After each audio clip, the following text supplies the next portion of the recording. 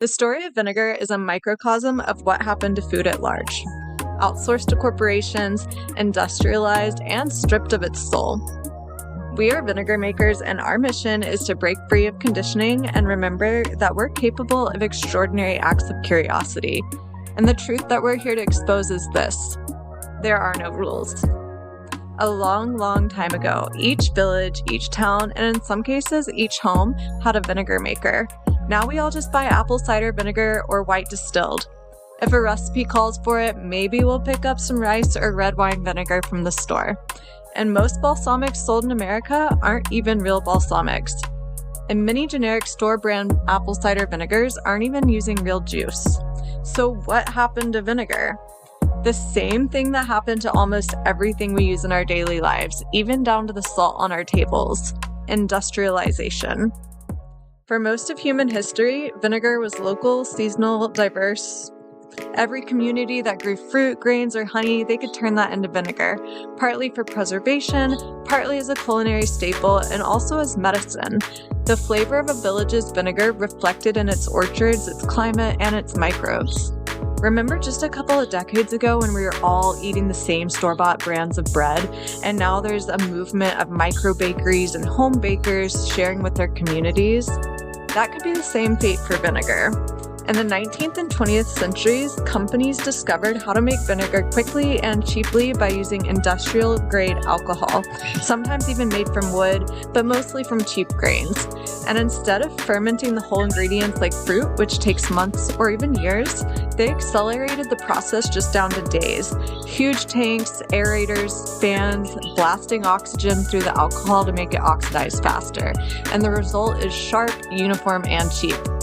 But let's be honest, it really doesn't taste that good. At the same time, distribution and branding changed the way we buy food.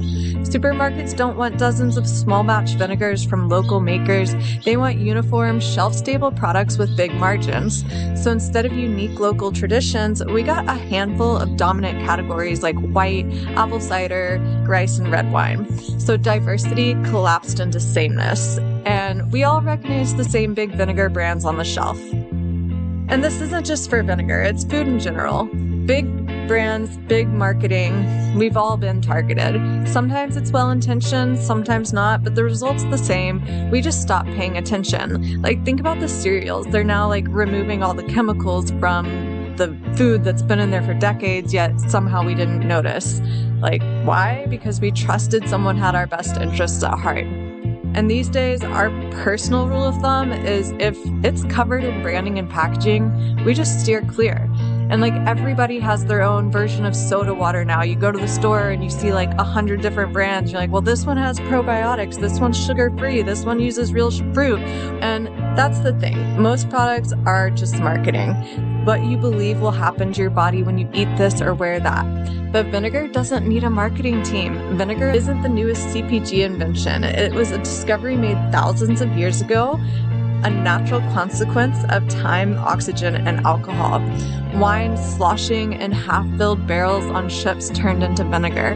Merchants traveling the Mediterranean noticed that if the wine was left uncapped, it would transform into something sour and useful. Instead of waste, it became preservation. In Asia, rice wine met the same fate.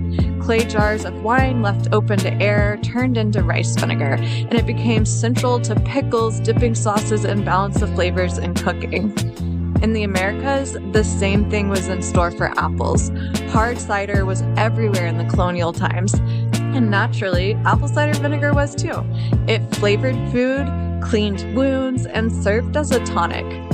When we visited the Philippines, coconut vinegar was sold everywhere. They would tap the coconut tree and get that fresh nectar, and it would quickly turn into alcohol and then sour into vinegar. So people would just buy the fresh nectar and then let it turn into vinegar at their home. All over the world, every community has its own versions, whether it's dates, honey, palm, berries, or grains. There was alcohol. Even in the depictions from ancient Egypt and Greece, they're honoring their vinegar vats. So vinegar was alive, local, and diverse. So the story of vinegar really just comes down to how we've lost our village makers and really just outsourced such a critical component in our diets and daily lives to a mass-produced product. And that really goes for the same with a lot of the food we eat. And even our veggies, they might be monocropped, but that doesn't mean that we don't still have an opportunity to get creative with what we have. So while many of us may already be growing and preserving our own food, a lot of us still rely on the supply chain. So what we can do is ferment the store-bought cherry juice, turning it into a probiotic soda. Then the local microbes in the air will aid in the fermentation process, making it uniquely your own creation. We can peel, soak, and ferment our potatoes so that they're prepared in such a way that is best for our bodies. And those veggies that have been monocropped, well, we can just lacto-ferment those with salt to break down any anti-nutrients and bring back the living microbes. Perhaps we even use a little naturally fermented fruit vinegar in our water. And although the things we may buy from the store might be sterile, if we use the raw ingredients, it gives us a chance to be creative with what we have. So we hope this reminds you to break the rules, forage the wild foods, drink the rainwater straight from the sky, and start fermenting your own foods.